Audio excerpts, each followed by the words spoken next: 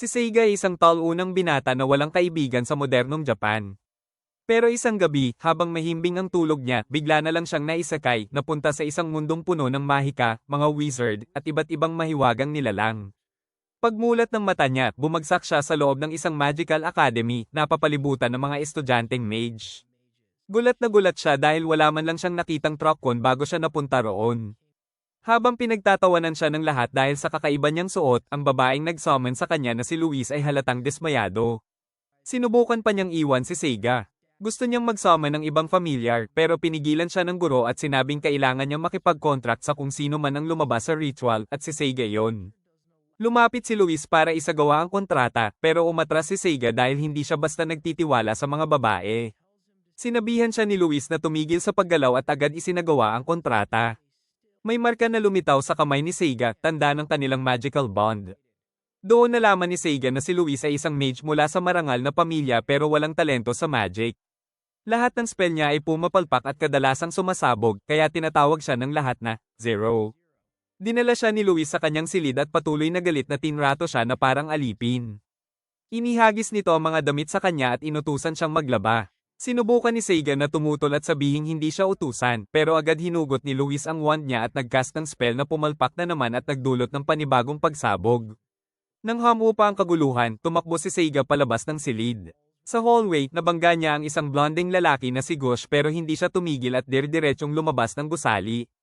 Hinabol siya ni Luis ngunit ginamit ni Gosh ang kanyang magic para palutangin si Seiga sa ere. Habang walang magawa kundi iwagayway ang mga braso, napansin ni Seiga ang 2 buwan sa langit at doon niya naunawaan na hindi ito panaginip at tunay siyang napunta sa ibang mundo. Kinagabihan, sa sahig siya pinatulog ni Luis at nilagyan pa ng kadena para hindi makatakas. Bago matulog si Luis, inihagis nito ang mga damit sa kanya at pinapalabhan siya. Kahit labag sa loob, pumayag si Seiga dahil mukhang iyon ang normal para sa mga familiar sa mundong ito.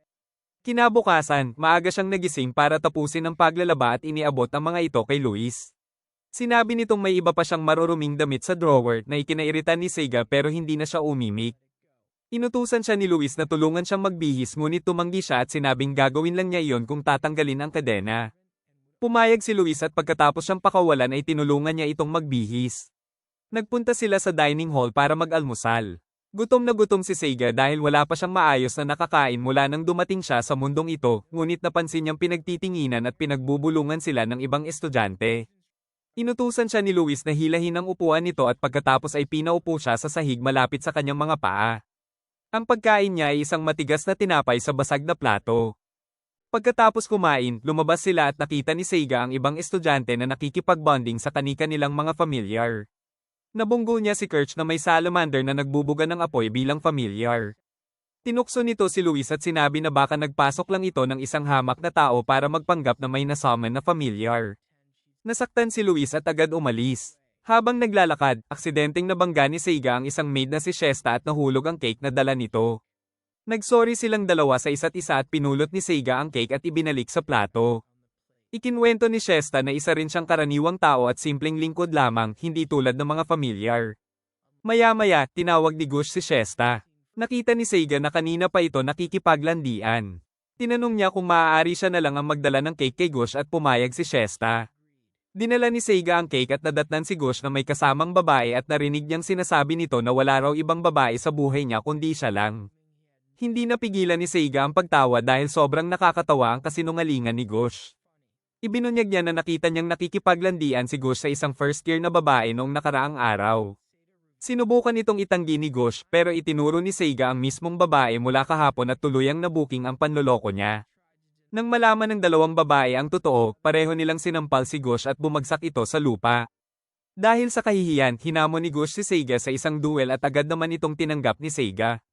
Pinilit ni Luis na magsorry si Seiga para maiwasan ang gulo, pero hindi siya nakinig at dumiretso sa lugar ng laban.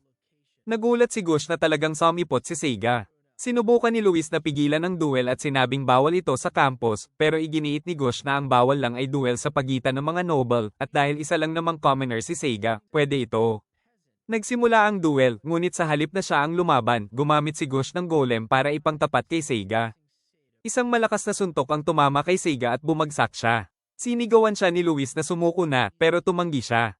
Kahit sugatan at halos hindi na makatayo, paulit-ulit pa rin siyang bumabangon. Binigyan siya ni Gush ng espada, iniisip na hindi niya ito mabubuhat. Pero habang nararamdaman ni Seiga ang sakit ng katawan niya, tila may kakaibang lakas na nagising sa kanya. Sa isang malakas na hiwa, hinati niya sa dalawa ang golem. Hindi makapaniwala si Gush kaya nagsummon pa siya ng mas maraming golem, ngunit isa-isa ring pinutol ni Seiga ang mga ito. Sa huli, itinapat niya ang espada sa leeg ni Gush at napilitan itong sumuko. Namangha ang lahat dahil natalo ng isang commoner ang isang noble at agad na tumakbo si Luis papunta kay Seiga. Dahil sa sobrang pagod at sugat, nawalan siya ng malay. Nagising siya sa isang pamilyar na kama, balot ng mga benda ang katawan. Nandoon si Shesta at sinabi nitong 3 araw siyang walang malay.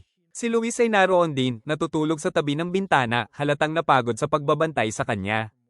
Pagkaraan noon, bumalik sa dati ang buhay ni Seiga, araw-araw siyang naglalaba at nagbibihis kay Luis.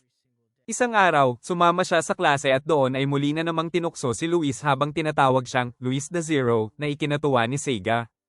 Paglabas nila ng silid, tinanong niya si Luis kung bakit ganoon ang tawag sa kanya. Ipinaliwanag nito ang dahilan at sa halip na makiramay, natawa si Seiga at lalo pa siyang tinukso. Dahil doon, lalo siyang nagalit. Gumawa pa si Seiga ng kanta para asarin siya ng walang dahilan. Dahil sa inis, hindi siya binigyan ni Luis ng pagkain buong araw. Kinagabihan, paulit-ulit siyang nagmakaawa para sa pagkain. Nang sa wakas ay pumayag si Luis na bigyan siya ng hapunan, inasar na naman niya ang pangalan nito. Dahil dito, lalo itong nagalit at pinalabas siya para doon matulog. Habang sinusubukan niyang matulog sa labas, nakita siya ni Shesta. Sinabi niyang pinalayas siya ni Luis at wala pa siyang nakakain. Dinala siya ni Shesta sa kusina kung saan pinakain siya ng mga manggagawa ng marami dahil siya lang ang commoner na nakatalo ng isang noble. Matapos mabusog, bumalik siya sa higa niya sa labas ng silid ni Luis, ngunit bigla siyang dinukot ng salamander ni Kerch at dinala sa silid nito. Sinubukan siyang akitin ni Kerch para lumipat ng panig at maging familiar niya, pero bago pa may mangyari, dumating si Luis at kinaladkad siya pabalik sa sariling silid. Ipinaliwanag ni Luis na magkaaway ang pamilya nila at ng pamilya ni Kerch, at kahit wala siyang pakialam kay Seiga, hindi niya hahayaang mapalapit ito kay Kerch. Ngunit imbes na tumahimik, tinanong pa ni Seiga kung nagseselos ba siya. Dahil doon, tuluyan nang nagalit si Luis at binugbog siya. Pagkatapos, inutusan niya si Seiga na matulog na ng maayos dahil pupunta sila sa bayan kinabukasan. Muling sinubukan ni Seiga na lumabas ng silid pero pinigilan siya ni Luis at sinabing maaari na siyang matulog sa loob ng kwarto. Agad niya itong tinanggap. Kinabukasan, isinama siya ni Luis sa bayan sakay ng kabayo. Sinabi nitong mukhang interesado sa kanya si Kerch at kailangan niyang matutong ipagtanggol ang sarili niya. Pumunta sila sa isang pandayan at humingi si Luis ng pinakamagandang espada, pero nagulat siya sa sobrang taas ng presyo nito. Dahil kapos sa pera, napilitan siyang bumili ng luma at kalawangin na espada na pasok sa kanyang budget. Nang gabing iyon, pumasok si Kerch sa kanilang silid dala ang isang mamahaling gintong espada na hindi nila kayang bilhin. Inialok niya ito kay Seiga at tinanong kung kaninong panig ba talaga siya. Nalito si Seiga dahil gusto niya ang mamahaling espada, pero habang nagtatalo ang dalawang babae, may biglang boses na narinig mula sa kalawangin na espada at tinawag silang mga tanga. Itinanggi ni Seiga na siya ang nagsalita at doon nila napagtantong ang espada mismo ang may boses. Binati ni Seiga ang espada at nagpakilala sila sa isa't isa. Dahil pakiramdam niya ay wala siyang kaibigan, natuwa siya na may nakilala siyang kakaibang kasama at pinili niyang panatilihin ang lumang espada kaysa sa mamahaling alok ni Kerch. Kinagabihan, naglabas si Seiga ng isang mamahaling silk dress ni Luis pero paulit-ulit siyang pumalpak gaya ng madalas mangyari sa buhay niya. Biglang dumating si Shesta at tinulungan siyang linisin ang damit. Pagkatapos, nagpaalam ito sa kanya ng may lungkot sa boses bago tuluyang umalis. Kinabukasan, sinabi ni Luis na manatili siya sa labas kasama ang ibang mga familiar habang nasa klase ito at pumayag naman siya. Habang naghihintay sa labas, nilapitan siya ng isa sa mga kusinero at inanyayahan sa kusina para kumain. Habang naroon, hinanap niya si Shesta pero hindi niya ito makita. Tinanong niya ang kusinero at sinabi nitong nag-resign si Shesta ng umagang iyon at isinama ng isang noble na nagngangalang Count Mott. Nalito si Seiga at bumalik sa silid ni Luis para pag-usapan ito. Ipinaliwanag ni Luis na kapag may noble na kumukuha ng isang maid, kadalasan ay gusto niya itong gawing mistress kahit labag sa kalooban nito. Nabigla si Seiga at tinanong kung hindi ba siya galit. Para kay Luis, normal lamang iyon. Sinabi niyang naaawa siya kay Shesta pero wala silang magagawa. Nang gabing iyon, tumakas si Seiga mula sa kastilyo at tumakbo papunta sa bahay ng Count. Nakapasok siya pero agad siyang nahuli ng mga gwardya at dinala sa harap ng Count. Nang tanungin kung bakit siya naroon, sinabi niyang narinig niyang masama ang Count. Sinabihan siya ng Count na umalis kung gusto pa niyang mabuhay, pero tumanggi si Seiga at tinanong kung ano ang kailangan para pakawalan si Shesta. Sumagot ang Count na kung madadala niya ang aklat na pagmamay-ari ni Tabitha, isang mahalagang pamana ng pamilya nito, pakakawalan niya si Shesta. Agad tumakbo si Seiga pabalik sa gubat kung saan siya nakita ni Luis na naghahanap sa kanya. Ibinalik siya nito sa silid at sinabihang tumahimik at matulog dahil wala silang magagawa. Sumang-ayon si Seiga at nagpanggap na matutulog pero palihim siyang pumasok sa silid ni Tabitha at hiniling ang family heirloom. Nagulat siya nang hindi ito gaanong pinahalagahan ni Tabitha at ibigay agad sa kanya sa kondisyong lalabas siya kasama niya. Nandidiri si Seiga sa alok at galit na lumabas ng silid na ikinagulat ni Tabitha at nagpaiwan sa kanya ng kuryosidad kung ano ang dahilan ng bigla niyang galit. Kinuha ni Seiga ang espada at sumakay sa isa sa mga kabayo bago tumuloy muli sa bahay ng Count. Samantala, pumunta si Kirch sa silid ni Luis kasama ang kaibigan nitong si Charlotte at ginaising siya para sabihing may kakaiba sa kilos ni Seiga. Laking gulat ni Luis nang malamang wala na siya sa kwarto at hindi alam kung saan ito nagpunta. Sinabi ni Charlotte na malamang bumalik ito sa mansyon ng Count. Agad silang sumakay sa dragon ni Charlotte at nagmadaling lumipad papunta roon. Sa kabilang banda, sinubukan ulit ni Seiga na pasukin ng palihim ang mansyon ng Count pero nahuli agad siya ng mga gwardya at dinala sa harap ng Count. Hinugot ni Seiga ang kanyang espada laban sa Count na lalong ikinagalit nito dahil walang karapatang magbunot ng sandata ang isang commoner laban sa isang noble. Binagsak ng Count ang isang florera at ginamit ang tubig sa loob nito para atakihin si Seiga. Bumagsak si Seiga at bago pa siya makabangon, ginawang maliliit na patalim ng Count ang tubig at inihagis ang mga ito sa kanya.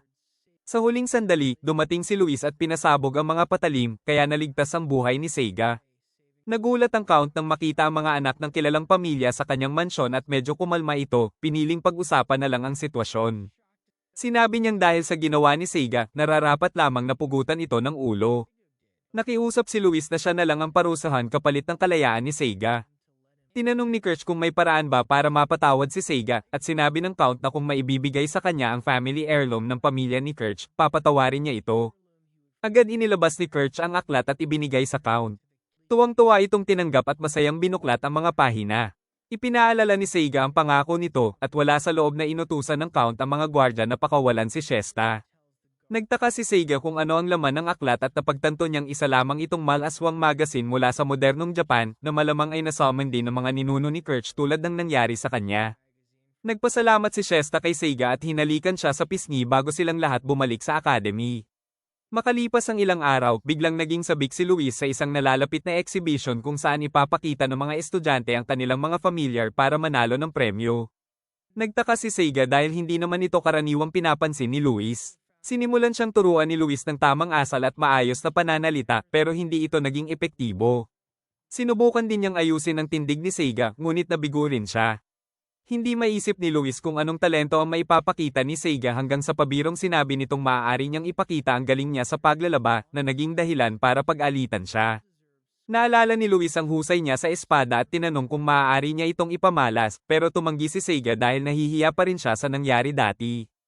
Iginiit ni Luis na kailangan niyang magprakti para hindi mapahiya sa exhibition.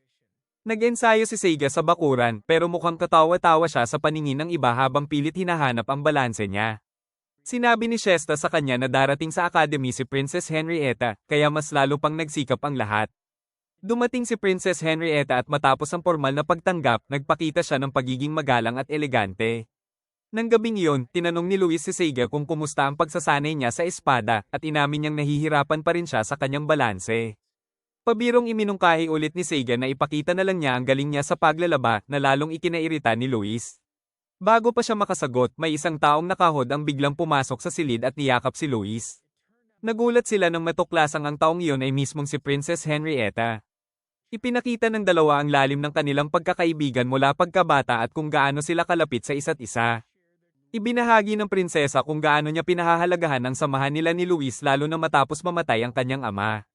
Humingi ng paumanhin si Luis para sa asal ni Seiga pero tinawanan lang iyon ng prinsesa at binati sila ng good luck para sa nalalapit na exhibition. Dumating ang araw ng exhibition at halatang kinakabahan si Luis. Nang turno na ni Seiga, ipinakilala siya ni Luis bilang kanyang peasant class familiar na naging dahilan ng tawanan ng karamihan. Kahit napahiya si Seiga, hindi nakitawa ang prinsesa. Hindi naging maayos ang kanyang pagpapakita at lalo lang siyang naging tampulan ng biro. Dahil sa hiya, agad siyang hinayla ni Luis pababa ng entablado. Sa labas, bigla silang hinarang ng isang higanteng golem na umatake sa kanila. Hinarangan ni Seiga si Luis pero siya ang nabihag ng golem. Sinubukan ni Luis na gumamit ng fireball spell ngunit aksidenteng natama ng isang tore. Dahil dito, umatras ang golem pero may nadampot itong bagay bago tumakas. Nailigtas si Seiga ni Charlotte na lumilipad sakay ng kanyang dragon. Pagkatapos nito, bumuo ng komite para imbestigahan ang magnanakaw ngunit wala pa ring malinaw na lead. Kinabukasan, nasa klase sina Luis at Seiga habang patuloy namang sinusubukan ni Kirch na makuha ang atensyon ni Seiga. Nagdala siya ng masarap na pagkain sa klase, alam niyang hindi ito natitikman ni Seiga kay Luis, at siya pa mismo ang nagsubo rito na ikinainis ni Luis. Biglang pumasok ang isang guro at inutusan sina Luis, Kirch, at Charlotte na sumama sa kanya. Dinala sila sa silid ng headmaster kung saan tinalakay ang pagnanakaw ng isang lihim na sandata mula sa kastilyo. Pinaghinalaan ng headmaster na may masamang balak at hinikayat ang lahat na maging mapagmatsyag dahil posibleng may kinalaman dito ang isang taong pamilyar sa academy. Mayroon siyang sketch ng magnanakaw, ngunit natatakpan ng hood ang mukha nito. Alam nilang tumungo ito sa gubat matapos nakawin ng sandata. Humingi ang headmaster ng mga voluntaryong hahabol sa magnanakaw pero walang gustong sumunod dahil sa delikadong golem na kasama nito.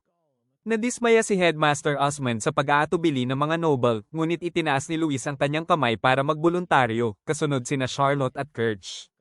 Nagulat ang lahat at nag-alala na 3 second year na babae lang ang haharap sa panganib. Pinuri ng headmaster ang kanilang tapang at binanggit ang kanilang kakayahan, ang katayuan ni Charlotte, ang malakas na flame magic ni Kirch, at ang angka ni Luis na kilala sa makapangyarihang mga mage, kasama pa ang husay ni Seiga sa espada, ay bumubuo ng isang matibay na koponan. Nagboluntaryo rin ang sekretarya ng headmaster na maging gabay nila sa gubat at inaprubahan ito. Nagtungo ang grupo sa gubat at natagpuan ang mga bakas na iniwan ng magnanakaw. Sa daan, muling inalok ni Kirch ang espada na binili niya para kay Seiga at matapos ang tahimik na pagsang-ayon ni Luis, tinanggap niya ito. Sinundan nila ang bakas hanggang sa isang liblib na kubo sa kailaliman ng kagubatan. Ginamit ni Charlotte ang kanyang magic para tingnan kung may mga nakatagong patibong at nang walang makita, pumasok sila sa loob. Natagpuan nila ang isang abandonadong kubo na may mga basag na plato at nagkalat na kasangkapan. Habang paalis na sana sila, nadiskubre ni Charlotte ang ninakaw na bagay, ang Staff of Destruction. Ngunit bago pa nila ito tuluyang makuha, narinig nila ang sigaw ni Luis mula sa labas. Bumalik ang golem at muli silang inatake. Sinubukan ni Charlotte na gumamit ng wind magic pero wala itong epekto. Gumamit naman si Kirch ng flame magic na bahagyang nakaapekto sa golem ngunit hindi sapat para mapabagsak ito. Tinawag ni Charlotte ang kanyang dragon para tumulong, ngunit si Luis, na nakararamdam na napag-iiwanan dahil sa palpak niyang magic, paulit-ulit na inatake ang golem para makuha ang atensyon nito. Nang maghanda ang golem para sa huling malakas na atake, iniligtas siya ni Seiga sa tamang oras at sinampal siya para ipamukha ang halaga niya. Inamin ni Luis na masakit para sa kanya ang pangungutya tungkol sa kahinaan niya sa magic. Habang patuloy ang pag-atake ng golem, buong tapang na lumaban si Seiga gamit ang espadang bigay ni Kirch, ngunit nabali ito. Sa desperasyon, hinugot niya ang kalawangin na espada sa likod niya na nangakong hindi ito mababali. Nakaramdam si Seiga ng biglang pagbugso ng lakas at sinugod ang golem ng may bagong kapangyarihan. Kahit paulit-ulit niya itong masugatan, patuloy itong nagre-regenerate. Determinado si Luis na tumulong kaya sinubukan niyang gamitin ang Staff of Destruction pero hindi niya ito mapaganya. Papalapit na ang golem sa kanya nang muling sumagip si Seiga at inagaw ang staff. Nakilala niya ito bilang isang rocket launcher mula sa modernong Japan. Inayos niya ito at pinaputok, tuluyang winasak ang golem. Nakahinga ng maluwag sina Charlotte at Kirch at muling nagsama-sama kay Luis habang kinuha ng sekretarya ng headmaster ang ninakaw na sandata. Ngunit napansin ni Seiga na kakaiba ang pagiging kalmado ng sekretarya sa buong pangyayari. Tinanggal nito ang salamin at itinali ang buhok, ibinunyag ang sarili bilang si Longvel, ang tunay na magnanakaw. Tinukso niya sila at tinangkang gamitin ang sandata, ngunit agad siyang pinatumba ni Seiga bago pa siya makaputok. Habang pabalik sila, ipinaliwanag ni Seiga na rocket launcher ang sandata mula sa mundo niya kaya alam niyang isang beses lang ito maaaring gamitin. Pagbalik sa silid ng headmaster, binati sila at sinabihang pupunta sila sa kabisera para kunin ang gantimpala sa pagkakahuli sa magnanakaw. Sa kabisera, pinanood ni Seiga mula sa gilid ang mga taong nagsasayawan at nagsasaya. Maya-maya, pumasok si Luis sa bulwagan suot ang isang napakagandang damit. Sa halip na makipagsayaw sa iba, lumapit siya kay Seiga at niyaya itong sumayaw na agad naman niyang tinanggap. Kinabukasan, inimbitahan sina Luis at Seiga sa Royal Palace kung saan nagpasalamat si Princess Henriette sa kanila. Lumapit ang prinsesa kay Seiga at iniabot ang kanyang kamay para halikan, ngunit hindi niya naintindihan ang ibig sabihin nito. Sinabihan siya ni Luis na halikan ang kamay, ngunit sa halip ay hinalikan niya ang prinsesa sa mukha, dahilan para mawalan ito ng malay. Pagkatapos nito, pinagbuhatan siya ni Luis ng kamay habang paulit-ulit na humihingi ng tawad bago siya suntukin palayo. Sinabi ni Henrietta na ayos lang iyon at may hihilingin siyang pabor sa kanila. Agad pumayag si Luis na gawin ang kahit ano para sa kanya. Ipinaliwanag ng prinsesa na kailangan nilang manatili muna sa bayan at magpanggap bilang ordinaryong tao para manmanan ang sitwasyon dahil may balita siyang may ilang aristokrat na umaabuso sa mga commoner. Walang pag-aatubiling pumayag si Luis at sinabing susundin nila ang anumang utos niya. Kinahapunan, lumabas si Luis mula sa isang tindahan suot ang simpleng damit ng mga karaniwang tao na hindi niya gusto ngunit kailangan niyang isuot para makihalo sa masa. Dinala siya ni Luis sa isang kwadra para sana bumili ng kabayo, pero nang marinig niya ang presyo, napagtanto niyang hindi nila ito kayang bilhin. Pagkatapos, nakakita siya ng isang mamahaling 5-star hotel at sinubukang magpareserba, ngunit mga mayayaman at elegante lamang ang tinatanggap doon at kulang ang pera nila para makakuha ng silid. Lalong nainis si Luis at nang magmungkahi si Seiga na maghanap na lang sila ng mas murang matutuluyan, sinigawan niya ito at nag-walk out. Kinagabihan, nakita ni Seiga si Luis na mag-isang nakaupo sa isang bangko. Inamin nitong naubos niya ang pera nila sa kasino dahil gusto pa niyang paramihin ito. Sinabi ni Seiga na bumalik na lang sila sa prinsesa para humingi ng dagdag na pera, pero tumanggi si Luis at iginiit na hindi sila maaaring pumalpak sa misyon. Habang nagrereklamo si Seiga na gutom na siya, may isang lalaking makulay ang pananamit na lumapit sa kanila at nag-alok ng matutuluyan para sa gabi kapalit ng isang kondisyon. Ang kondisyon ay magtatrabaho si Luis bilang waitress sa isang inn kasama ang iba pang mga babae. Halatang labis ang galit ni Luis, habang si Seiga naman ay napilitang tumulong sa kusina sa ilalim ng isang babae na nagngangalang Jessica. Habang naglilinis ng mga mesa ang mga babae, sinabi ng may-ari na kung sino ang makakakuha ng pinakamaraming tip ay makakatanggap ng malaking bonus kasama ang espesyal niyang maid outfit na isinusuot niya gabi-gabi. Ayon sa kanya, may mahika ang damit na iyon at ang magsusuot ay makakakuha ng tip mula sa lahat ng customer sa paligid. Ikinwento pa niyang ang huling nagsuot nito ay kumita ng malaki at umalis sa trabaho. Nagsimula ang dinner service at unang mesa ni Luis ay may in-order na alak. Pinabuhos ng customer ang alak sa baso at naiinis si Luis dahil pakiramdam niya ay minamaliit siya.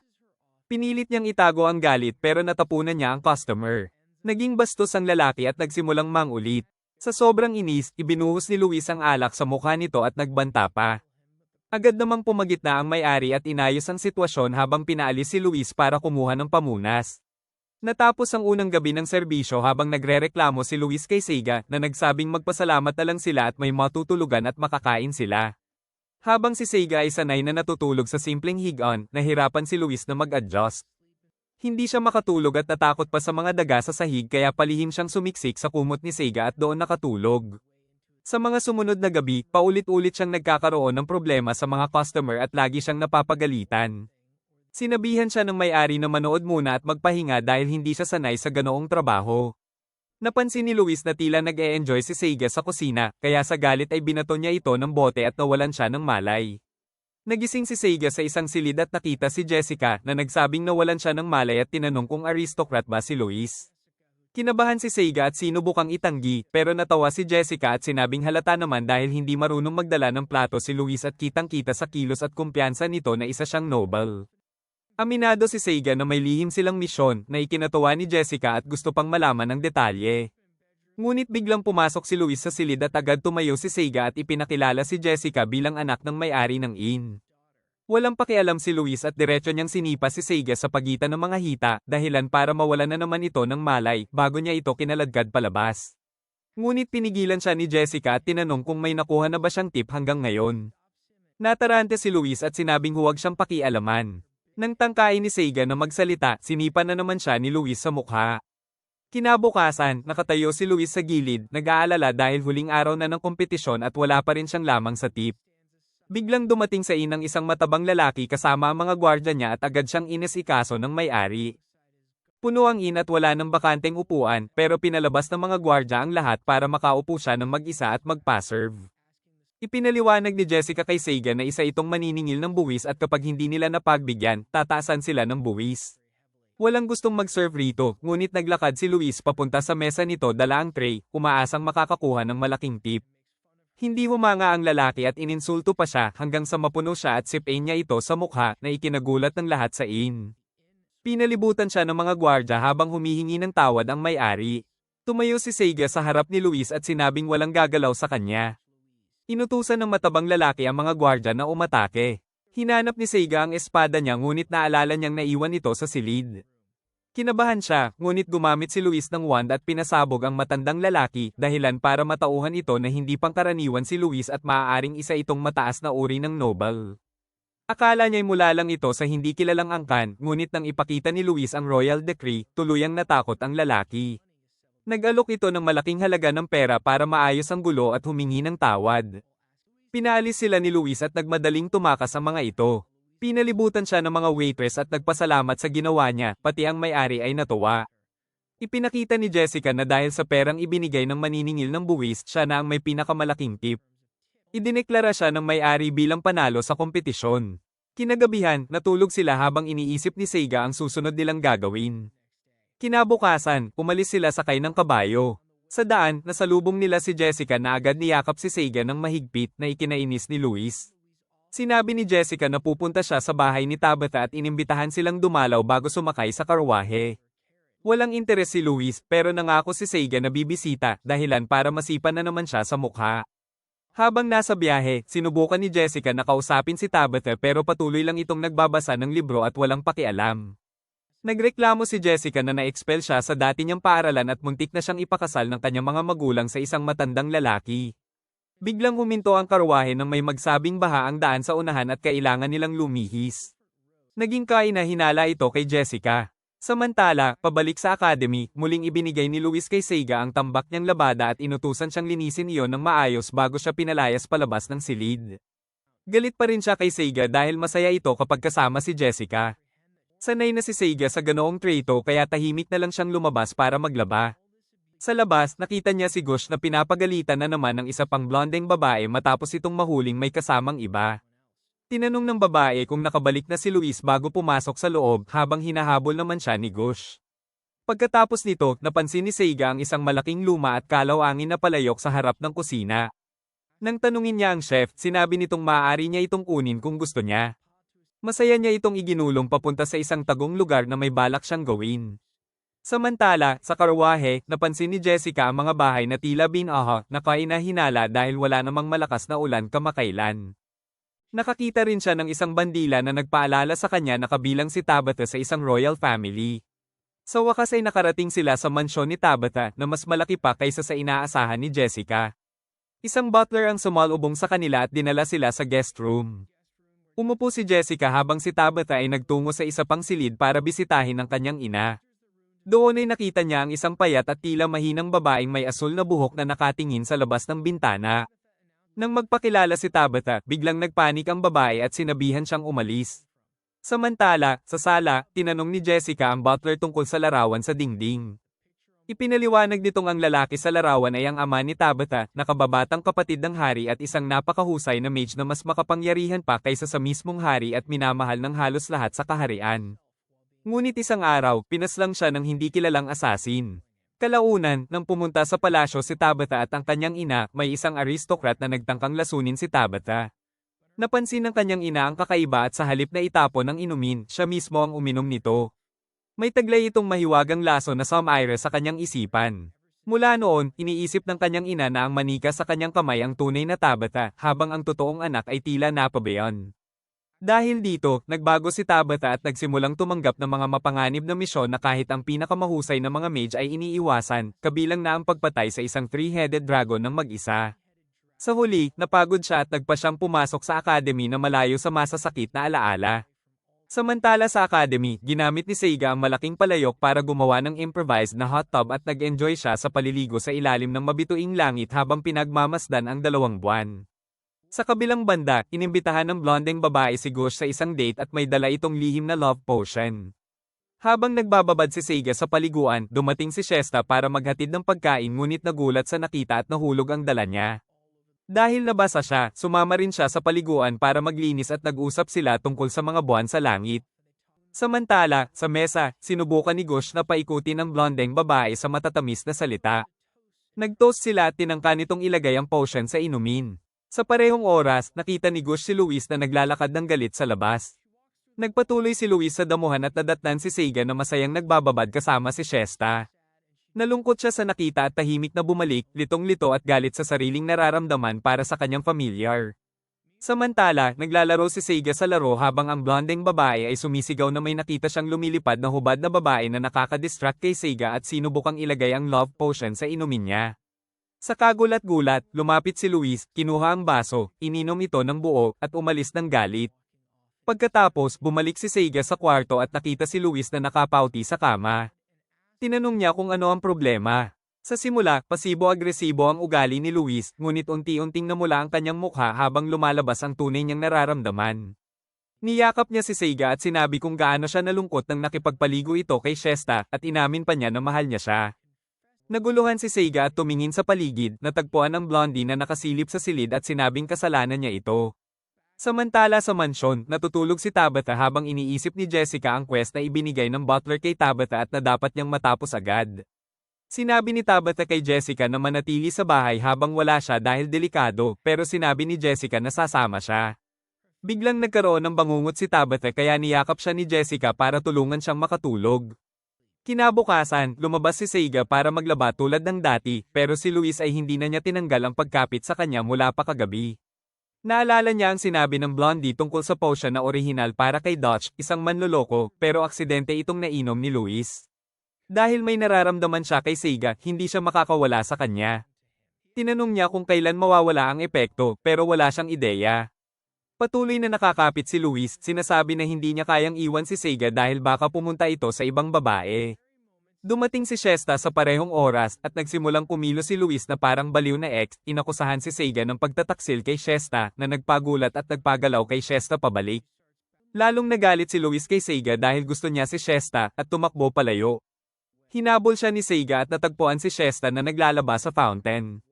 Sinabi niya na hindi totoo ang nakita niya at puro misunderstanding lang, ngunit sinagot siya ni Shesta na hindi na mahalaga sa kanya. Ipinaliwanag ni Seiga na nangyari ito dahil sa love potion na aksidenteng nainom ni Luis kagabi. Tumalikod si Shesta at sinabi na hindi niya kailangang magsinungaling dahil alam niyang illegal ang love potion at hindi ito ginagamit kahit sa academy o sa labas bago siya iniwan ng malamig. Pagkatapos, bumalik si Seiga sa kwarto, pagod, at nakita si Luis na nasa kama pa rin, galit at malungkot tungkol sa nangyari. Pagdating niya, nagsimula itong umiyak, sinasabing hindi niya nararamdaman na siya'y maganda. Nahulog si Seiga sa kama, pero agad bumangon, niyakap siya, at sinabi na hahanap siya ng paraan para ayusin ito kahit ano paman. Gabing iyon, bumaba si Seiga sa hagdan patungo sa silid ng blondie, itinataboy si Gush, at sinabing ayusin niya si Luis para bumalik sa normal. Sinabi ng blondie na kusa rin itong maayos sa oras, pero sa malubong si Seiga sa kanya, sinabing humanap siya ng antidote o spell para gawin ito agad-agad. Sinubukang pigilan siya ni Gush, sinasabi na nakikipag-usap siya sa isang aristocrat pero pinaalala ni Seiga ang pambubugbog na natanggap niya kanina, kaya agad umatras si Gush. Sinabi ni Seiga kay Blondie na dapat sundin niya ang utos, ngunit tumindig siya at iginiit na hindi niya magagawa ito. Nagdesisyon si Seiga na gamitin ang kanyang trump card at sinabi na alam niyang illegal ang love potion kaya dadalhin niya ang issue sa principal. Nataranta agad ang blondie at sinabi niyang siya na lang ang gagawa, pero sinabing ang sangkap ay nasa isang delikadong lugar na mahirap abutin. Sinabi ni Seiga na aalis sila bukas at matapos ang ilang banta, pumayag si Blondie. Gabing iyon, ngumingisi si Luis at ngumunguya sa kanya ng walang dahilan bago natulog habang binabantayan siya ni Seiga. Kinabukasan, sumakay silang lahat sa kabayo at nagsimulang pumunta sa lawa habang natutulog si Luis sa mga braso ni Seiga. Nang makarating sila sa tabing lawa, tumakbo si Gush ng maaga habang sinabi ni Luis kay Seiga na gumawa siya ng sweater para sa kanya. Ibinigay niya ang sweater na halos parang sombrero lang pero sinuot pa rin ito ni Seiga. Biglang narinig nila si BCI na sumigaw ng madulas ito sa binahang tubig ng lawa.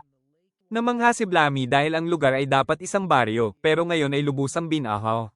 Sinabi niya na galit ang water spirit kaya nangyayari ito at pinayuhan silang maghintay hanggang gabi dahil doon lalabas ang espiritu.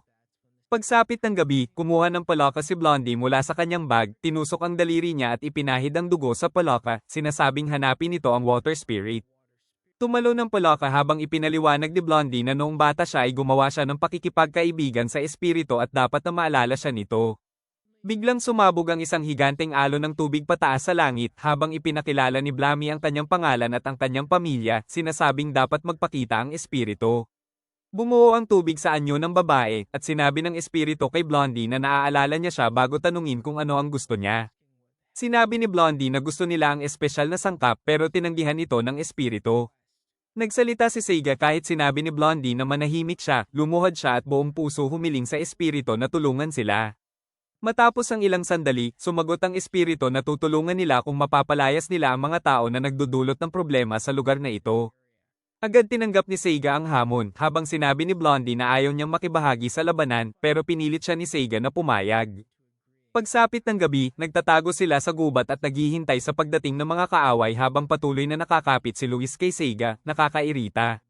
Napansin nila ang dalawang nakapikang mage sa tabing ilog na tila nagcha-chant ng spells. Agad na kumilos si Seiga, pero hinayla siya ni Uchi at sinabing hindi nila dapat atakihin ang mga mage dahil tila sobrang galing nila at madali nilang masisira si Seiga. Nagplano si Gush na di-distract ang mga mage habang si Seiga ay gagawa ng surprise attack.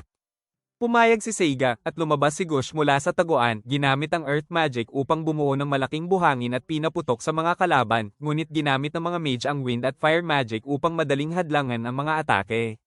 Nagdesisyon si Seiga na umatake, pero ginamit ng fire mage ang fireball, kaya tumakbo siya.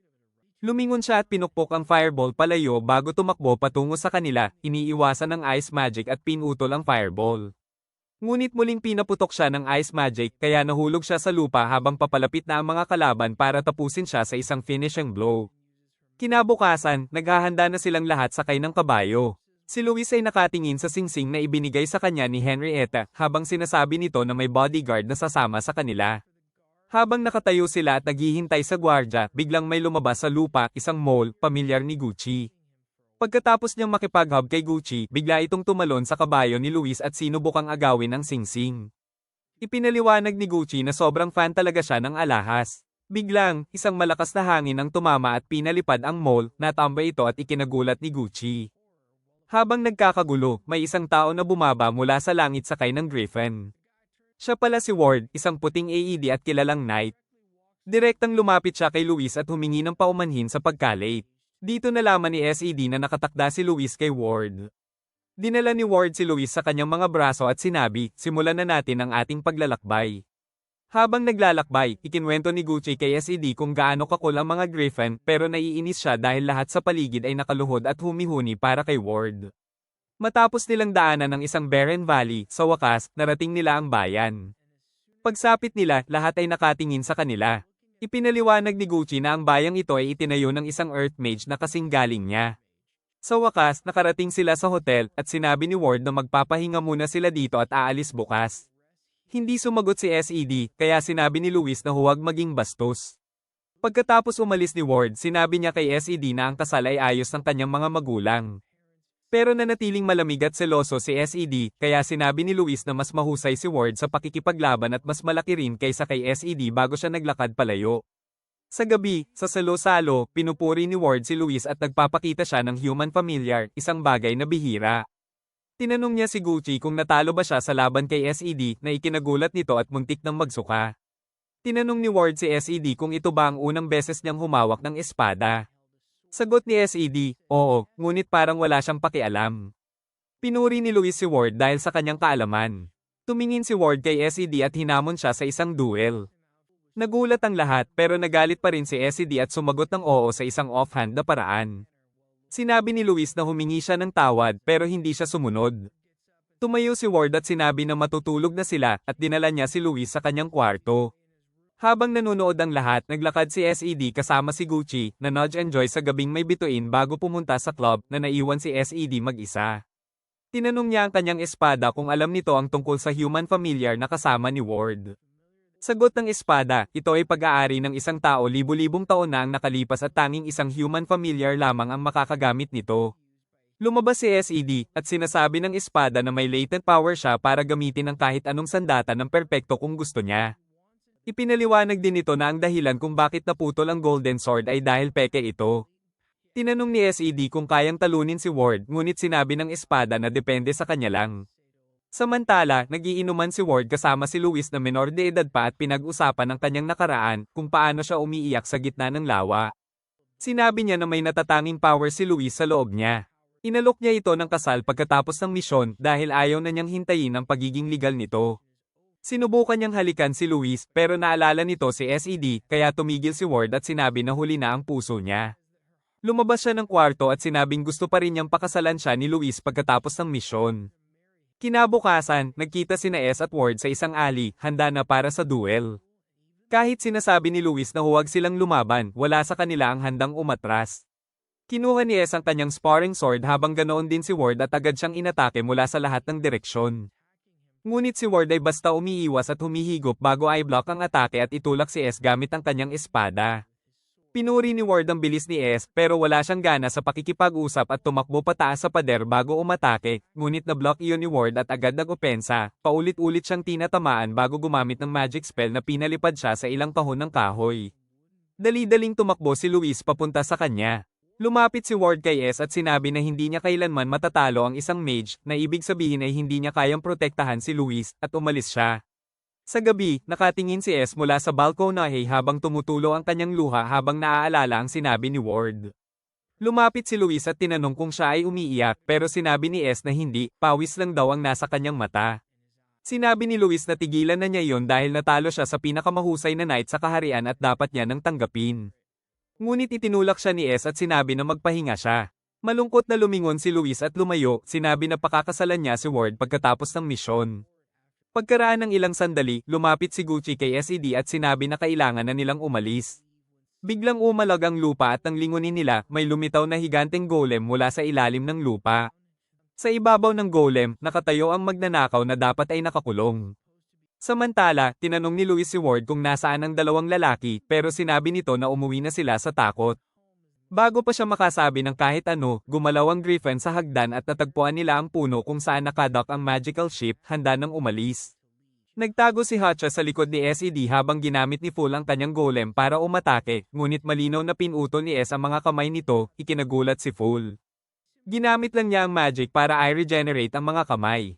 Agad na ginamit ni Gucci ang Earth Magic para mag-summon ng maraming fighting dolls na pinalibot ang golem para umatake, pero mabilis itong nawasak at itinapon ang huling doll kay Gucci na ikinagulat nito at nahulog. Lumapit ang golem sa kanila nang biglang may liwanag na tumama dito at bumagsak sa tuhod. Nakita nila si Tabitha at Jessica sakay ng dragon na bumababa sa balkonahe. Maraming locals ang nagtipon, kaya napilitang tumakbo si Full. Narinig din nila ang malakas na tunog ng horn ng umaalis na ship. Nang bumagsak ang magic, nakuha ni SED ang receptionist na nagsabi na matagal nang umalis sina Luis at Ward patungo sa ship. Agad siyang lumabas at tinanong si Gucci kung nasaan ang ship pero sinabi nito na huli na at ipinakita ang lumilipad na ship sa itaas nila. Lahat ng magagawa ni S ay sumigaw.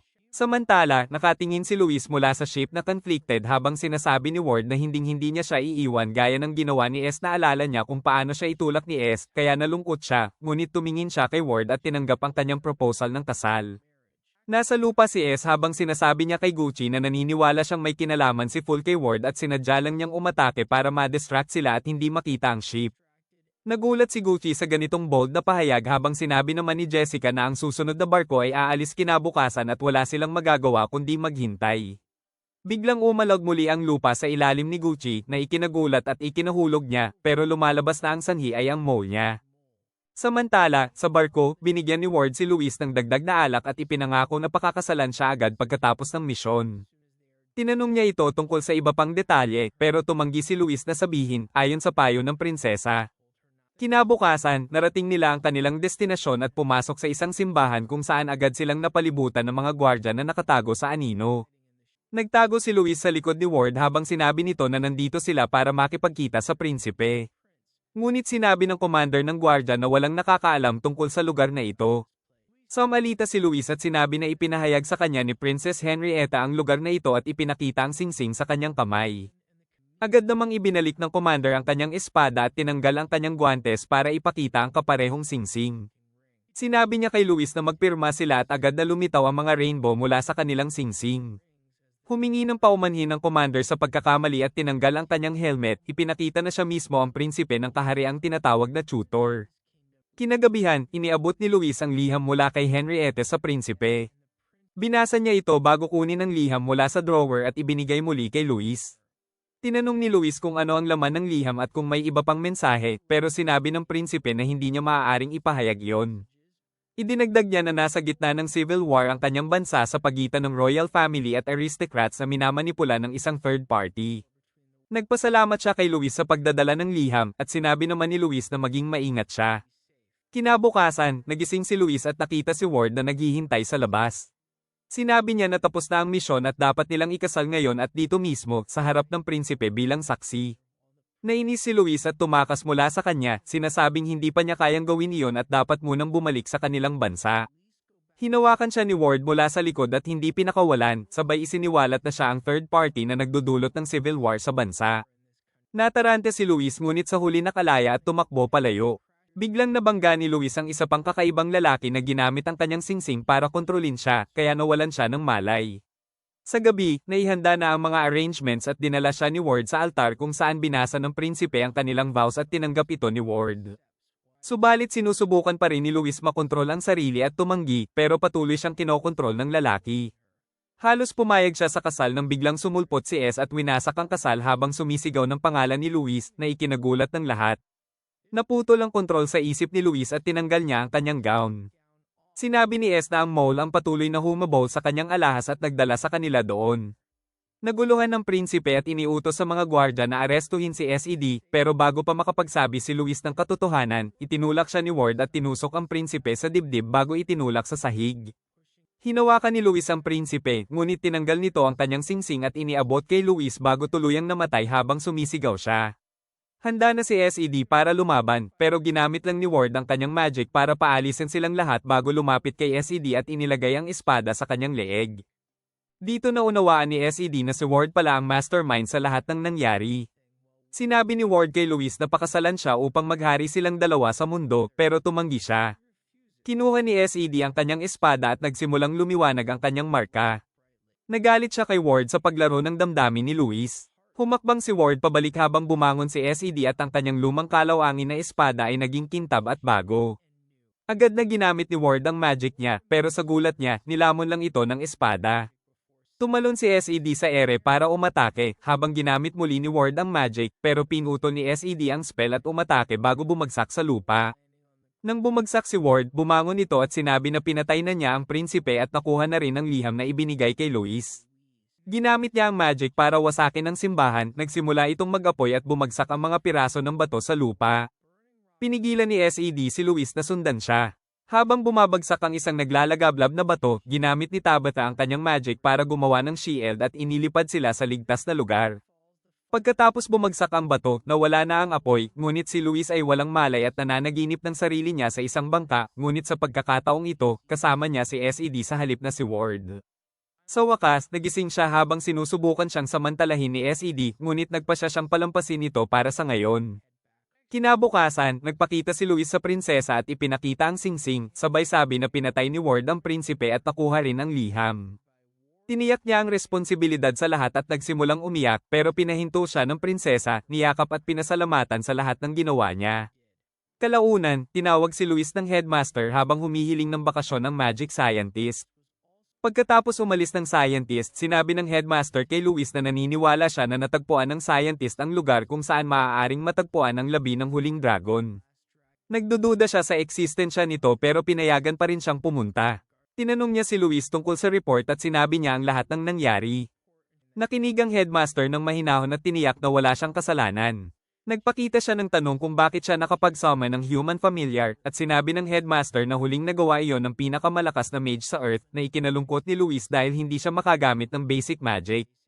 Pagkatapos ay bumalik siya sa kanyang kwarto at nagbihis, ngunit dumating si SED matapos magwandri at nakita ang mas maraming maruming damit na ikinagalit niya, kaya nagbato siya ng unan kay SED at pinapalis. Nagalit si SED, nabangga ang palayok at nasaktan siya nang makita si Shesta na naglalakad sa ibang damit.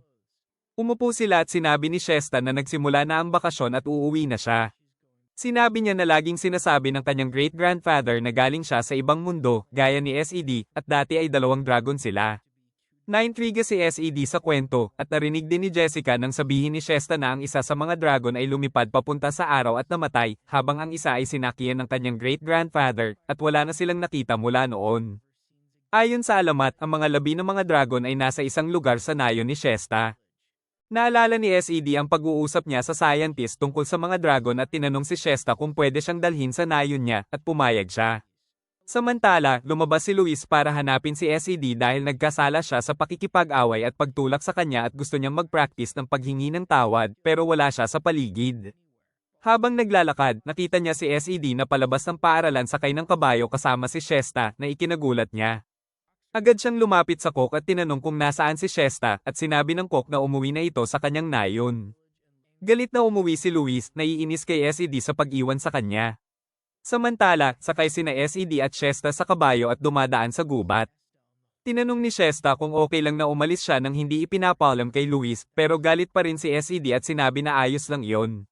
Sa wakas, narating nila ang nayon at sinabi ni SED na pwede na siyang ipaalam kung saan niya sisimulan ang kanyang investigasyon. Nagpasalamat si Shesta sa kanyang pagsama at dali-dali siyang pumasok sa kanilang bahay.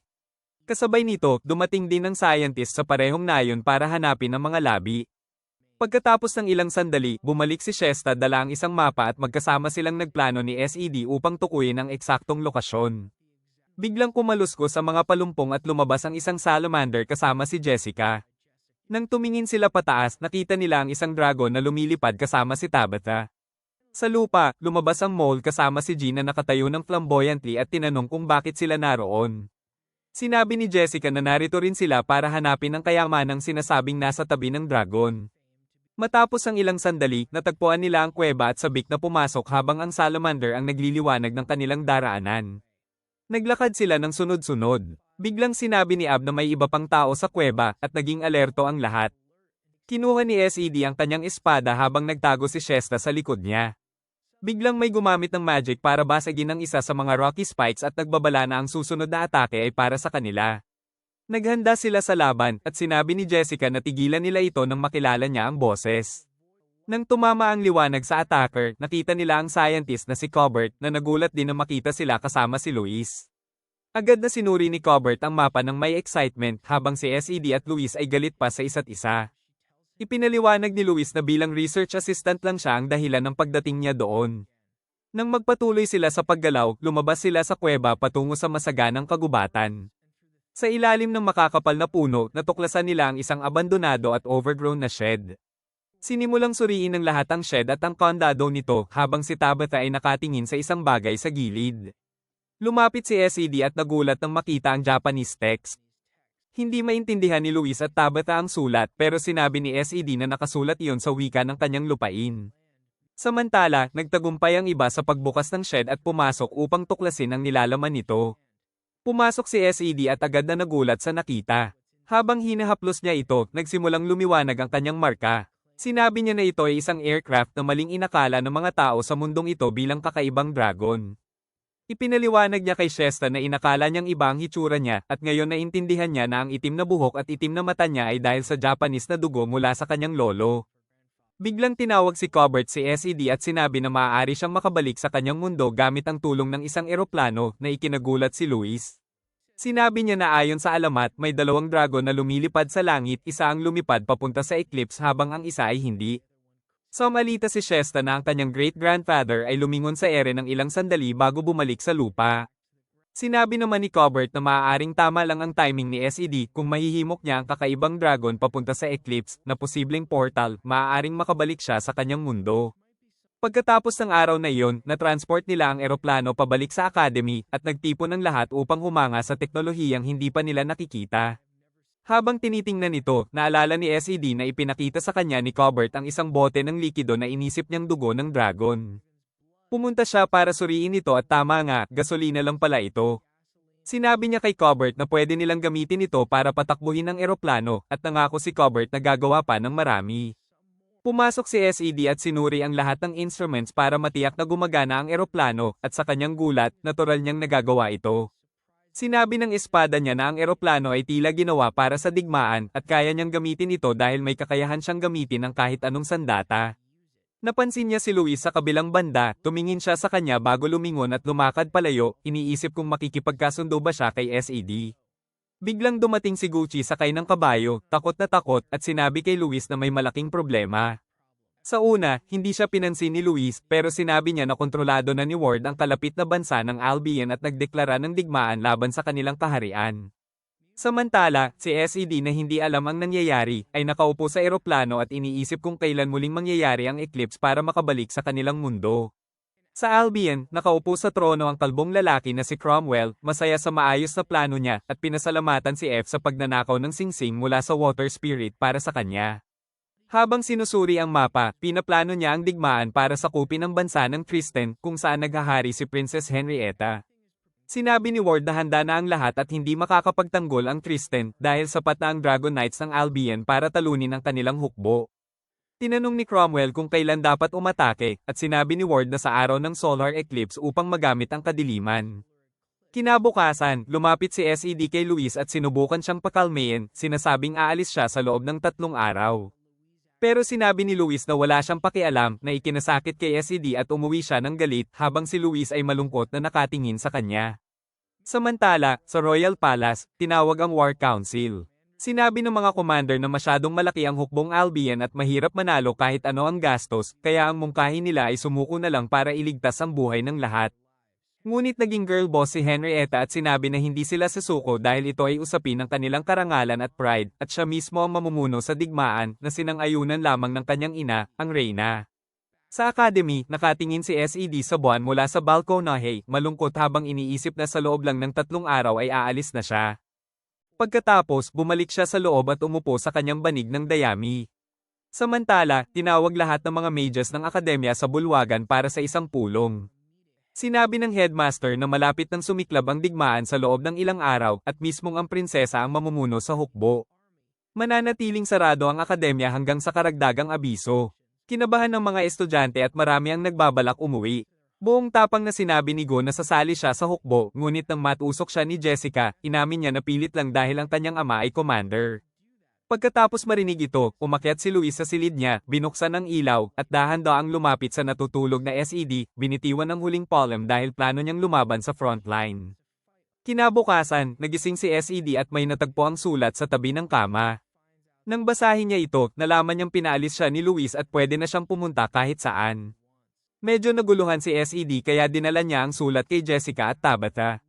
Nang makita nila ito, ipinaliwanag ni Jessica ang tungkol sa nalalapit na digmaan, isang bagay na wala sa kaalaman ni SED.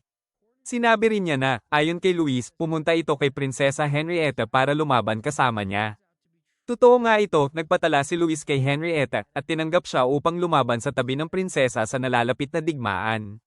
Samantala, sa Shesta Village, nagtatrabaho si Shesta sa bukid, iniisip na sa loob ng ilang araw, mawawala na si SED. Biglang napansin niya ang isang lumilipad na barko sa kalangitan, puno ng mga mandirigma mula sa Albion na kinokontrol ni Cromwell gamit ang kanyang singsing. Sinabi nito na tumanggi si Tristan na sumuko, kaya digmaan na ang mangyayari. Sa kastilyo, naghahanda ang prinsesa at ang kanyang hukbo. Nang makarating sa kanila ang balita tungkol sa digmaang barko na nakita sa kalapit na nayon, nagpaalam ang Reyna bago umalis si Henry patungong labanan. Pagdating ng umaga, muling sinuri ni SED ang eroplano. Sinabi ni Jessica na dapat niya munang makipagkita kay Luis dahil baka hindi na niya ito muling makita, ngunit tumanggi si SED. Sa panahong iyon, dumating si Colbert kasama ang mga bar aisles ng gasolina na nagawa niya nitong mga nakaraang araw at sinabi na mas marami pa sana ang nagawa niya kung hindi nagsimula ang digmaan. Ang CSA Village ang unang lugar kung saan magsisimula ang labanan. Samantala, nagmamarcha si Henrietta at ang kanyang hukbo papunta sa nayon. Nagpasalamat muli siya kay Luis sa pagsama sa kanya, pero abala ang isip ni Luis kay SED at kung paano siya aalis sa lalong madaling panahon. Biglang huminto sila nang makita ang digmaang barko sa kalangitan, kasabay ng mga dragon na lumilipad sa paligid nito. Sa akademya, sinabi ni SED sa lahat na hindi nila pwedeng hayaan ang Albion na sirain ang nayon. Plano niyang pigilan sila gamit ang eroplano. Bagaman nagbabala si Jessica na baka masira ang eroplano, na ibig sabihin ay hindi na siya makakauwi, determinado si SED na protektahan ang nayon. Sinabi niya kay Culber na simulan ng makina gamit ang kanyang magic. Umatras ang eroplano, ngunit napansin niyang hindi sapat ang espasyo para sa take-off at malamang ay tatama sa pader. Sa huling sandali, ginamit ni Tabitha ang kanyang wind magic upang tulungan siyang umangat. Tumawid sa kalangitan si SED. Habang tinatawag ni Tabitha ang kanyang dragon at naghahanda rin na lumahok sa digmaan. Pumayag din si Jessica na sumama sa kanya. Samantala, lumipad si SED patungo sa nayo ng buong bilis at napansin na may natitirang marami pang amo sa eroplano, kaya maaari siyang gumawa ng malaking pagkakaiba sa labanan. Habang sina Tabitha at Jessica ay sumusunod kay SED sa lupa, sa wakas ay ginawa ni Prinsesa Henrietta ang battle plan at sinabi sa Griffin Knights na atakihin ang Dragon Knights, habang ang natitirang hukbo niya ay susubukang lumapit sa battleship at infiltrate ito. Lumipad ang Griffin Squad ng maaga at sinubukang gamitin ang kanilang wind magic laban sa Dragon Knights, ngunit mas mabilis ang mga dragon at nakaiwas bago pa man maiputok ang malakas nilang fire blast na pumatay sa mga Griffin. Samantala, ang cavalry ay sumugod patungo sa battleship habang si Gucci lang ang may sense na tanungin kung paano nila papasukan ang barko kung ito ay nasa himpapawid, ngunit patuloy lang ang commander sa pag-atres. Paulit-ulit pinaputok ng battleship ang mga cannon nito, naglalagay ng hellfire sa mga cavalrymen na nagpahintukay, salungguhit sa kanyang direksyon, pero patuloy ang Indian commander. Sinusubukan ni Gucci intindihin ang estratehiya. Samantala, pinagsama ni Sesta ang natitirang mga villagers at sinubukang ilihis sila sa kagubatan para magtago. Pinagmamasdan ni Henrietta ang labanan at napagtanto na mas tama para sa kanya na nasa kusina. Biglang tumingin silang lahat pataas nang makita ang eclipse at narinig ang malakas na ingay mula sa himpapawid. Napansin nilang lumilipad si SED sa kanyang eroplano na nagulat ang lahat sa lupa dahil akala nila ito'y alamat lang. Tumingin si SED sa battlefield at nagdesisyon na talikuran ng plano niyang umuwi, gumawa ng U-turn diretso sa gitna ng labanan at ipinakita ang tunay na lakas niya sa pamamagitan ng pagputok sa lahat ng mga halimaw sa daan, pinapatay isa-isa. Nalilito ang Dragon Knight sa bagay na humahabol sa kanila.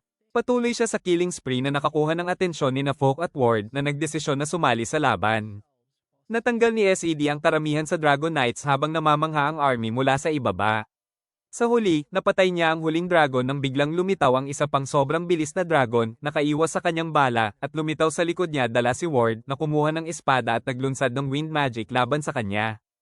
Agad na kinuha ni SED ang kanyang espada at ni-absorb ang magic, gumawa ng U-turn, at naghanda para labanan si Ward, ngunit naubos ang kanyang amo sa huling sandali. Samantala, sa lupa, gumawa si Fall ng golem at inatake ang army, habang paulit-ulit na inaatake si SED ni Ward, na patuloy na ni-absorb ang magic dahil wala siyang magawa. Nakita ni Gucci sina Tabitha at Jessica habang tumatakbo siya, at pinanood nila ang battlefield kung saan winawasak ng golem ang lahat. Nagdesisyon silang makipagkita kay Folk at sa kanyang golem. Sinubukang tumakas ni Dua pero pinigilan siya ni Tabitha habang pinukaw ni Jessica si Folk sa pamamagitan ng panunukso. Handa na si Folk na umatake, ngunit ginamit ni Gucci ang kanyang magic para balutin ang golem ng pedestal at sa pamamagitan ng alchemy, ginawa itong langis na sinunog ni Jessica, lumikha ng malaking apoy sa paligid ng golem na nagliyab hanggang sa maging abo at bumagsak.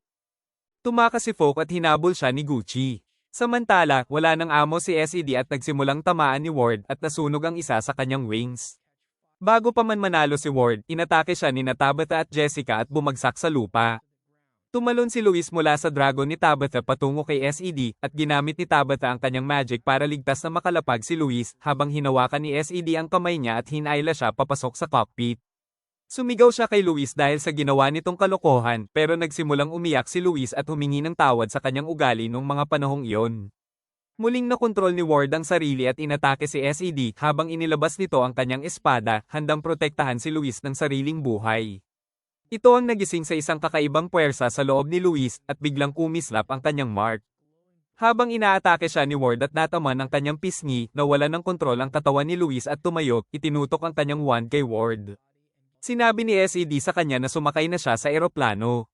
Sabi ng espada niya, lumalabas na ang latent abilities ni Luis at kailangan siyang pabagalin ni Ward pero patuloy pa rin ang atake ni Ward at lalo pang nasira ang engine na naglabas ng usok at nagsimulang bumaba ang eroplano. Napagtanto ni SED na masyadong sira ang eroplano at wala na siyang kontrol. Lumipad si Ward para sa final hit pero inilabas ni Luis ang kanyang magic at isang napakalaking puting liwanag ang sumaklaw sa buong kalangitan, nilamon si Ward at sinunog ang warship. Nakatingin mula sa ibaba ang mga nanunood habang natabunan sila ng liwanag. Bumagsak si Luis sa mga braso ni SED na wala ng malay habang sinusubukan niyang makontrol ang eroplano pero hindi niya makontrol. Sinubukan niyang mag-crash land sa maayos na paraan sa damuhan at sa kabutihang palad ligtas silang nakalapag habang natatapos din ang eclipse. Habang naglalakad sina Tabitha at Jessica papunta sa BNT ship, namangha sila sa magic ni Luis. Biglang lumabas si Cromwell at ginamit ang kanyang singsing upang pilitin ang parehong babae na mahulog sa lupa at wala silang magawa. Basta si Gucci ay tumama lang sa kanya at pinahiga sa lupa, sinasabi na tumakas na si Fool. Nagising si Luis at sinite siya dahil sa pagka-miss ng eclipse at pagkasira ng eroplano, pero sinabi niya na pinili niyang manatili kasama niya na ikinatuwa ni Luis at nagkaayos sila. Natapos na ang digmaan at pinarangalan ng mga bayani ng medalya. Binalika ni Luis si SED, pero wala na siya kaya nagsimula siyang hanapin sa mga damuhan at hardin at natagpuan siyang kausap si Shesta. Nang makita niya si Luis, natakot siya habang inihanda ni Luis ang kanyang whip upang parusahan siya muli. Paglipas ng ilang panahon, natagpuan ni SED ang sarili niya sa eroplano, lumilipad patungo sa eclipse habang kumikislap ang marka sa kanyang kamay. Pumasok siya sa eclipse na parang black hole, at nang makalabas, nakita niya ang maraming pamilyar na gusali. Sa pagtingin sa paligid, posters at tao, napagtanto niyang nakabalik siya sa Japan. Lumipad siya sa mga kalye, masaya na nakabalik, at tiningnan sa kanyang tabi si Luis, ngunit wala siya. Nagsimula siyang hanapin si Luis, at napagtanto na nag-isa siyang nakarating doon. Biglang bumaha ang mga alaala kung paano siya nadala sa magical na mundo na bugbog ni Luis, nakipaglaban sa totoong digmaan, L. At para makabalik sa kanyang sariling mundo. Nagsimula siyang umiyak nang ma-realize na walang saysay ang buhay nang wala si Luis. Tinawag niya ang pangalan niya at nagmakaawa na maibalik sa kanya. Biglang nabasag ang lever ng eroplano at nagsimulang bumagsak ng pasulong. At sa puntong tumama sa lupa, nagising si SED mula sa kanyang panaginip na tagpuan ang sarili sa sahig matapos mahulog sa kama. Nagising si Luis at tinanong kung ano ang nangyayari kay SED, pero sobrang saya ni SED na makita siya kaya dali-dali siyang tumakbo at niyakap ng mahigpit, sinasabi na ayaw na niyang iwan siya kailanman. Natuwa si Luis, pero agad siyang nagalit at itinutulak si SED sa lupa, sinasabing matulog na muli. Tahimik na bumangon si SED, humiga sa kama, at natulog. Kinabukasan, sa kastilyo, ginaganap ang coronation ceremony dahil si Henrietta ay kukoronahan bilang reyna ng Tristain dahil sa kanyang nagawa sa huling digmaan, kung saan nailigtas niya ang kanilang bansa mula sa ganap na pagkawasak. Hindi siya masyadong interesado sa titulo, pero sinasabi ng minister na nasa panganib pa rin ang Tristain at kailangan nila ang kanyang pamumuno higit kailanman. Masaya at nagdiriwang ang buong bayan para sa coronation niya. Samantala, nakakulong si Cromwell sa dungeon na biglang sinalakay ng isang hindi kilalang babae. Lumapit siya sa selda ni Cromwell at sinabi na nadismaya siya sa kanya. Nagsimulang humingi ng isa pang pagkakataon si Cromwell, sinasabi na may biglang magic na lumitaw na lumikha ng liwanag na Iris sa lahat ng kanyang hukbo. Tila binigyang pansin ito ng babae bago ipinakita ang purple ring at ginamit ito para patayin si Cromwell. Sa akademya, naghahanda sina Luis at SED na lumabas para panoorin ang parada. Bago sila lumabas, binigay ni Luis kay SED ang isang kakaibang pares ng salamin na sinasabing family heirloom at sinabi na isuot niya ito dahil babagay ito sa kanya. Isinuot ni SED ang salamin ngunit hindi na niya ito maalis na tila bahagi ng plano ni Luis. Lumabas sila at nakita niya si Shesta, dali-dali siyang lumapit at inimbitahan na sumama sa parada, pero tumanggi si Shesta. Biglang kumislap ang salamin ni SED. Lumapit si Luis mula sa likod at sinabi na espesyal ang salamin, kumukislap ito kapag tinitingnan ng nakasuot ang ibang tao na may lihim na intensyon laban sa master, at ginamit niya ang kanyang lightning magic para hampasin si SED. Hinailan niya si SED sa damuhan at doon sila nakasalubong sina Dutch at Blondie na parang pupunta rin sa parada. Napatingin si SED kay Blondie at muli kumislap ang kanyang salamin, kaya muli siyang hinarap at pinatay ni Luis, na ikinagulat pati ng headmaster na seryosong nag-isip na paalisin sila sa akademya. Hinailan niya ulit si SED at nang makita niya si Jessica, muli kumislap ang salamin at nakatanggap siya ng parusa. Nang makita niya si Tabitha, muli siyang pinarusahan. Patuloy na kumikislap ang salamin tuwing nakikita niya ang mga babae habang sinisiguro ni Luis na tama ang parusa para dito. Sa wakas, lumabas sila at tinakpan ni SED ang kanyang mga mata para hindi makakita ng anuman habang handa si Luis sa kanyang whip. Biglang narinig nila ang ingay at lumapit upang makita ang prinsesa na nakasakay sa kalsada kasama ang buong entourage niya. Sinabi ni Luis kay SED na tingnan ang prinsesa at nang tiningnan niya, kasing ganda ng dati si prinsesa. Muli, kumislap ang salamin ni SED na labis na ikinagalit ni Luis kaya pinatay niya ito sa pamamagitan ng electric shock, ikinagulat ang lahat at nag-alerto ang mga gwardya. Habang walang malay si SED, sila ay nahuli at dinala sa palasyo, at ipinagbawal kay Luis ang makapasok upang makita ang prinsesa, kaya inilabas niya ang kanyang wand sa galit. Ngunit isa sa mga guard na may maiikling buhok na nagngangalang AGS ay isang American at itinutok ang baril sa mukha ni Luis, sinasabing ibaba ang wand. Sinabi ni Luis na pakawalan si SED dahil wala siyang ginawang mali at siya mismo ang nagdulot ng pagsabog, pero tumanggi si AGS. Samantala, nakakulong si SED sa dungeon at galit na sinusubukang itapon ang salamin, ngunit huminto siya habang iniisip na kung magpapatuloy ang ganitong sitwasyon, pakakasalan ni Luis ang isang mayamang aristocrat habang siya ay magmumukhang aso lang na nagmamasid mula sa malayo at susuporta sa kanya, at makikilala lamang bilang isang talunan pagkatapos niyang mamatay. Humiga siya sa sahig at nanaginip tungkol sa prinsesa hanggang sa biglang ginigising siya ng mismong prinsesa na nagsabi na narito siya para makita siya. Sinabi ni SED na hindi niya kailanman napanaginipan ng prinsesa. Hinawakan niya ang mga kamay niya at sinabi na may isang paborito siya. Naisip ni SED ang prinsesa muli, ngunit biglang tinapak siya ni AGS sa mukha na nagpabagsak sa kanya. Kinuha ni AGS ang baril at itinutok kay SED, ngunit sinabi ng prinsesa na umatras siya dahil gusto niya siyang kausapin ng mag-isa. Pinagtawanan siya ni SED mula sa likod, kaya nabigyan siya ng sipa sa ulo bago pinatigil ng prinsesa si AGS at umalis siya. Sinabi ng prinsesa kay SED na nakita niya si Luis at siya na gumagamit ng magic na hindi pa nakita noon, na nagtapos ng labanan noon din at gusto niya ang tulong nila muli. Ipinaliwanag niya na pinapayuhan siya ng mga ministers at generals na sumugod agad sa Albion para samantalahin ang kanilang tagumpay at tapusin ang digmaan, pero ayaw niya ng mas maraming karahasan at gusto niyang tapusin ang labanan ng mabilis, kaya kailangan niya ang tulong nila. Sinabi niya na isa sila sa iilang allies niya, at pumayag si SED. Nagpasalamat siya at sinabi na manatili muna sa akademya kasama si Luis, ngunit mag-ingat dahil maraming especially iya sa paligid. Sinabi rin niya na may pumasok sa dungeon at pumatay kay Cromwell. Naniniwala siya na hindi ito kaya ng isang tao lang dahil multi-layered ang locks ng pinto at tanging isang taong may access mula sa loob ang makakabukas. Pagpasok ng pumatay, ginamit niya ang magic upang tuluyang patayin si Cromwell, tanging ang labas ng katawan niya ang natira. Tumingin si Henriette kay SED at sinabi na pwede siyang humiling ng kahit ano at ibibigay niya bilang pasasalamat sa tulong na naibigay niya, pero bago siya makapag-isip, inutusan ng prinsesa si AGS na payagan si Luis na pumasok. Pumasok si Luis na nakababa ang ulo na ikinagulat ni SED. Agad siyang umatras sa sulok, sinasabi na hindi niya tinitingnan ng prinsesa, ngunit nagsimulang umiyak si Luis at tumalon sa kanya, humihingi ng tawad sa pag-atake sa kanya at sinasabi na sobrang nag-alala siya para sa kanya. Tiningnan siya ni SED ng may pagmamahal at pinakalma.